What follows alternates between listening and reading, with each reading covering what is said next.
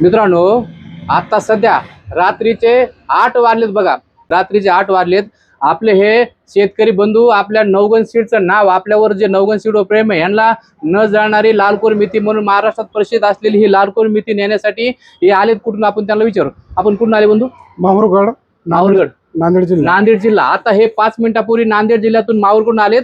आता हे आपले दुसरे बंधू आलेत, आपण त्यांना विचारू. आपण कुठून आले?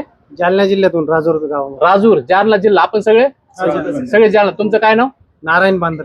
नारायण बांदल. आपण निवृत्ती रेगुडे. निवृत्ती रेगुडे. आपण शेख मुजाहिब. आपण खांडे नारायण.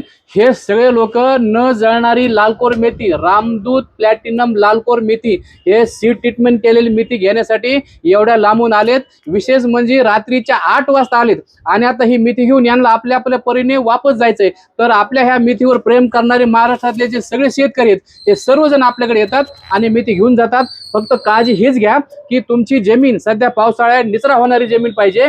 जमिनीमध्ये मेथीवर मेथी टाकू नका आणि तुमच्या ज्या जमिनीमध्ये पाणी साचत असत अशा ठिकाणी मेथी टाकू नका. बाकी मेथी खूप चांगली आहे, प्रतिकार शक्ती खूप चांगली आहे. 1 एकरसाठी 80 किलो मेथी निवडा आणि पेरून टाकायची असेल तर 60 किलो मेथी निवडा. बाकी एकदम चांगली मेथी आहे.